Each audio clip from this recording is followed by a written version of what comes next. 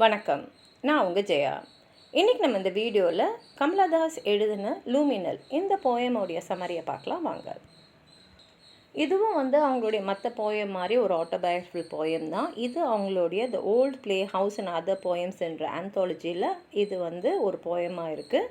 இந்த கலெக்ஷனை அவங்க 1973 பப்ளிஷ் பண்ணியிருக்காங்க. லூமினல்ன்றது ஒரு தூக்க மாத்திரை. இது ஒரு சின்ன ஒரு 14 வரி போயம் தான். இதில் அவங்க என்ன சொல்கிறாங்கன்னா, நான் நல்ல தூக்கத்துக்கு போயிடணும், அதாவது யாருமே எழுப்ப முடியாத அளவுக்கு ஒரு தூக்கம் போயிடணும். அந்த தூக்கம் ஏன் அப்படி போகணும் அப்படின்னு அவங்க சொல்கிறாங்கன்னா, அவங்களுடைய கணவர் அவர் கொடுக்கக்கூடிய இந்த செக்ஸ் டார்ச்சரால். ஏன்னா அவர் அவங்க என்ன சொல்கிறாங்கன்னா, அவர் ரொம்ப ரொம்ப ரஃப்பாக நடந்துக்கிறாரு.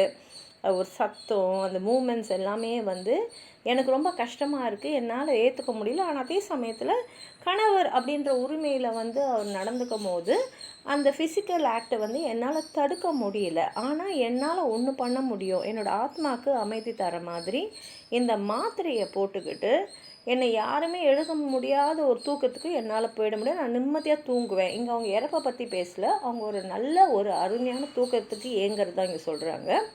அந்த கவிதையை படித்து பார்க்கலாமாங்க. Love lone it is only wise at times to let sleep make holes in memory.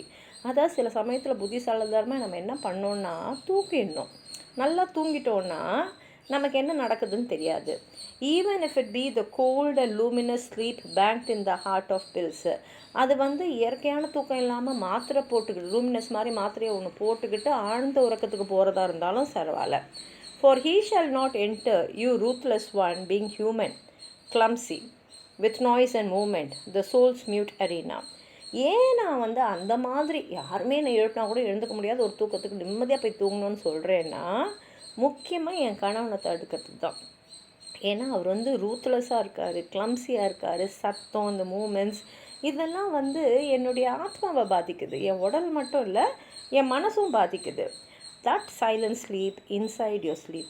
அதனால் அந்த அமைதியான தூக்கம், தூக்கத்துக்குள்ளே ஒரு தூக்கத்துக்கு நான் போயிட்டேன்னா இது என்னை எனக்கு எதுவுமே தெரியாது, இந்த தொல்லை எனக்கு, இந்த கஷ்டம் எனக்கு தேவை இருக்காது அப்படின்னு சொல்லி அவங்க இந்த கவிதையை முடிச்சிருக்காங்க. உங்களுக்கு ஏதாவது சொல்லணும்னு நினச்சிங்கன்னா கீழே இருக்கிற கமெண்ட் பாக்ஸில் எழுதுங்க.